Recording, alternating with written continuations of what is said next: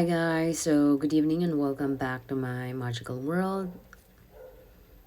Is there something wrong with my voice? Medyo malagong siya ngayon.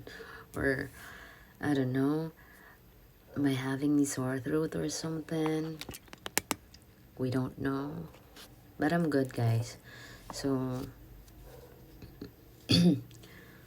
I'm just busy. I'm just trying to be busy lately to refrain myself from thinking and overthinking a lot of things. So, and welcome if you are new to my channel. It's 23:21 in the evening right now, and we are going to finish. We're almost done, guys, with these chapter. So we are now going to proceed to page 121 and 122 of the book Mastery. So, yan. Siguro bukas na yung last page. So, yan. Ng chapter not the entirety of the book. So, kamusta na kayo? I hope you are all doing well with your time here. Because if you don't know yet, you have limited time here, diba? You don't know when things are going to snap. Anyways, let's stop the drama. Yeah, proceed na tayo ngayon. Okay? Ay, parang may mali talaga sa voice ko. Mag-continue na tayo. Later, kung may maalala pa akong machika sa inyo. So far, wala. I'm just, I keep on saying to you guys that I'm having flashbacks of many things. Not good. He was eminently teachable, and so the progress was more rapid than it had ever been with any other fighter. Pacquiao seemed to never tire of training or to worry about overdoing it. Roach kept waiting for the inevitable dynamic in which the fighter would begin to tune him out, but this never came. This was a boxer he could work harder and harder. Soon, Pacquiao had developed a devastating right hand, and his footwork could match the speed of his hands. He began to win fight after fight in impressive fashion. Amazing, no? So, nakaka-proud. These are the times when you have to be proud as a Filipino kasi yung mga Pinoy, since most of us came from extreme, lack, poverty, and because this is a third world country, many more things. Diba? So, usually, people here really work hardest, just to have that comfortable life. So, madalas kapag someone is really, when you have really that kind of mentor that will guide you along the way, sobrang plus pogi points or ganda points yun for you. Kasi they are tracking you to your fullest potential.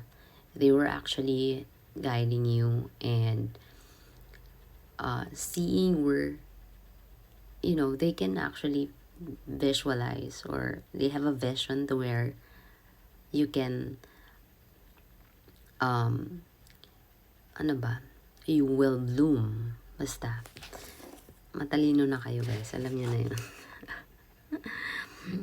Wait lang. As years went by, the relationship began to evolve.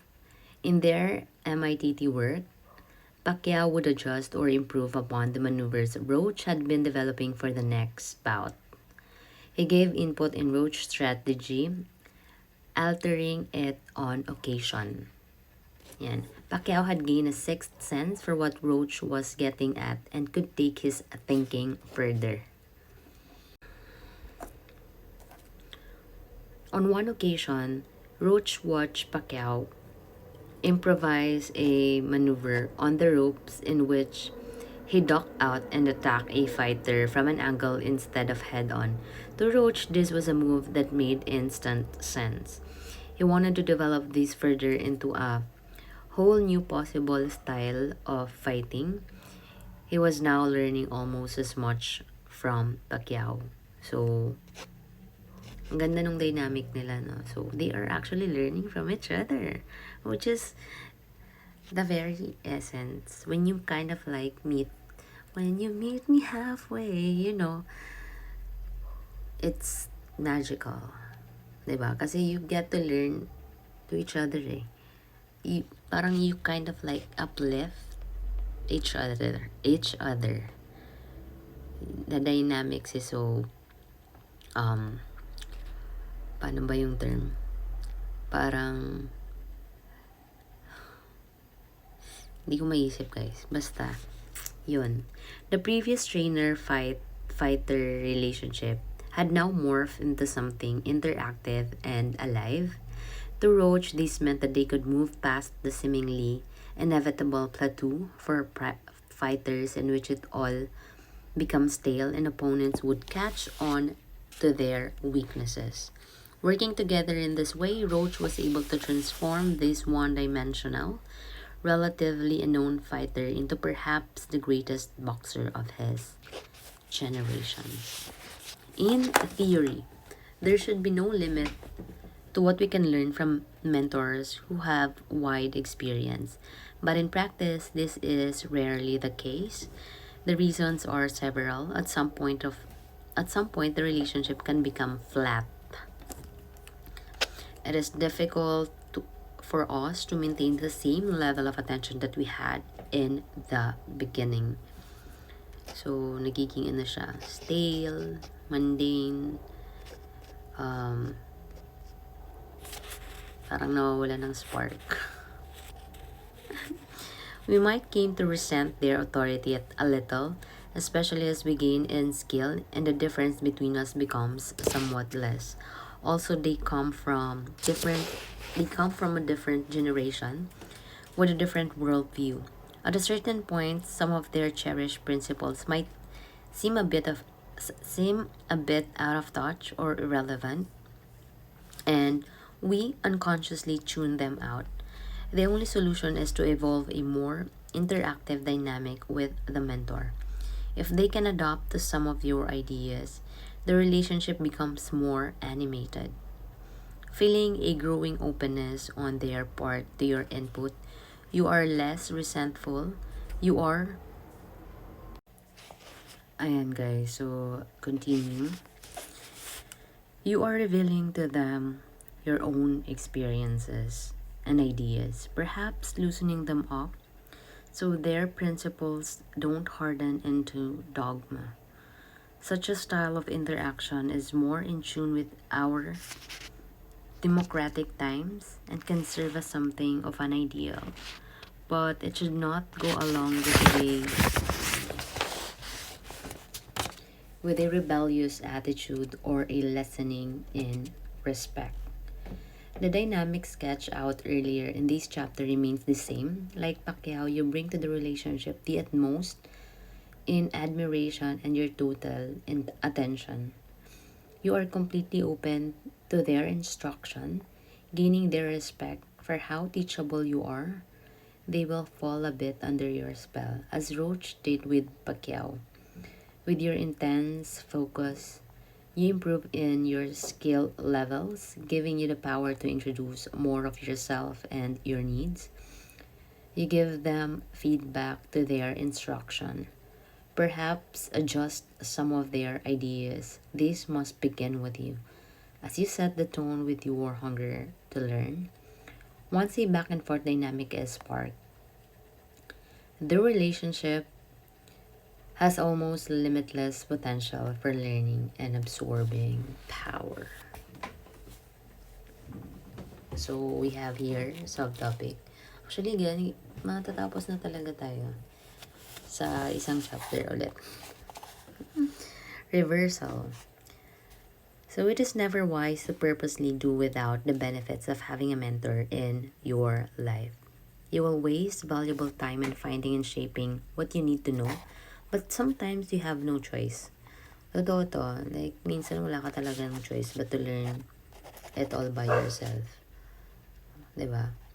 So, there is simply no one around who can fill the role, and you are left to your own devices. In such a case, you must make a virtue of necessity. That was the path taken by perhaps the greatest historical figure to ever attain mastery alone, Thomas Alva Edison. And from a very early age, Edison became used to doing things for himself by necessity. His family was poor, and by the age of 12, he had to earn money to help his parents. He sold newspapers on trains and traveling around his native Michigan for his job. He developed an ardent curiosity about everything he saw. He wanted to know how things work, machines, gadgets, anything with moving parts. With no schools or teachers in his life, he turned to books, particularly anything he could find on science. He began to conduct his own experiments in the basement of his family home, and he taught himself how to take apart and fix any kind of watch. Sana kaya yung nawawala akong watch? So at the age of 15, Hello, billionaire. So at the age of 15, he apprenticed as a telegraph operator, then spent years traveling across the country plying his trade. He had no chance for a formal education, and nobody crossed his path who could serve as a teacher or mentor. And so lieu,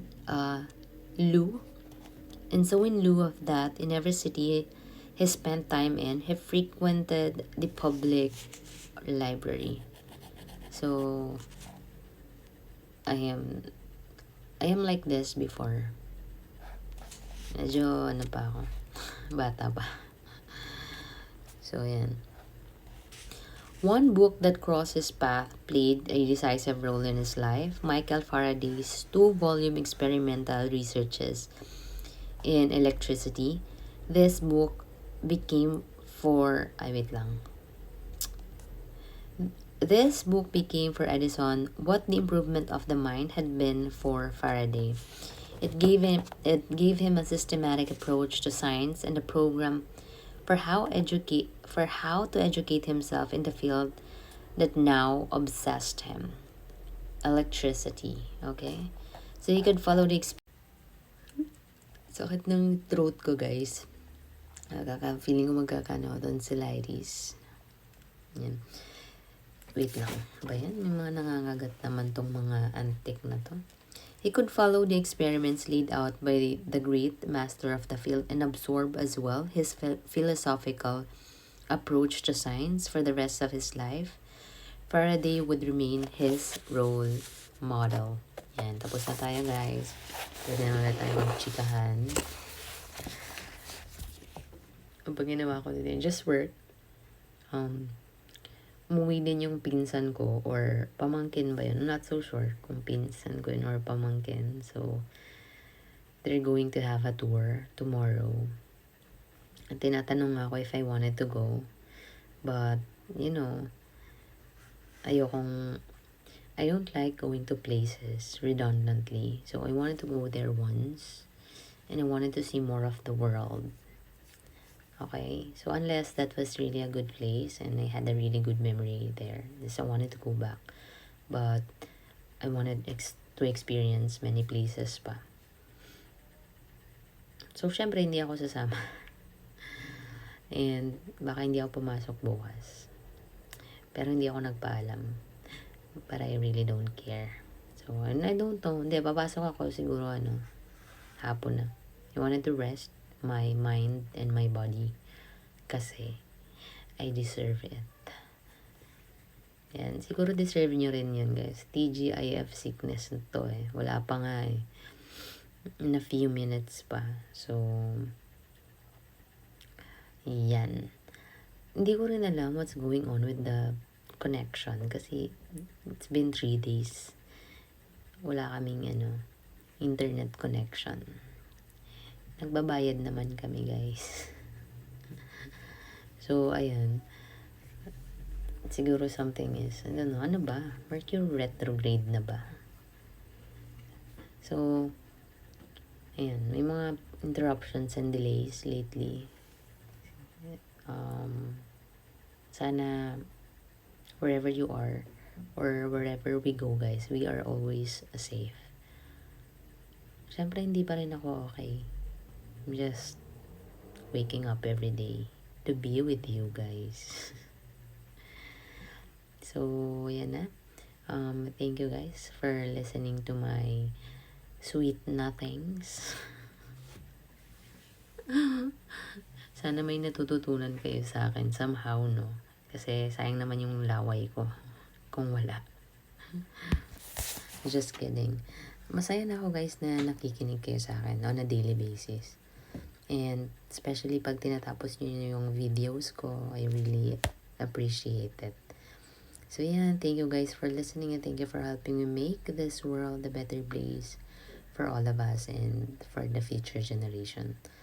So, syempre, titiisin na lang natin yung mga bagay-bagay for a while. Diba? This too shall pass.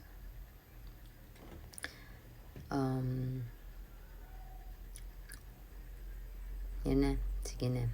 I will see you again tomorrow. Okay?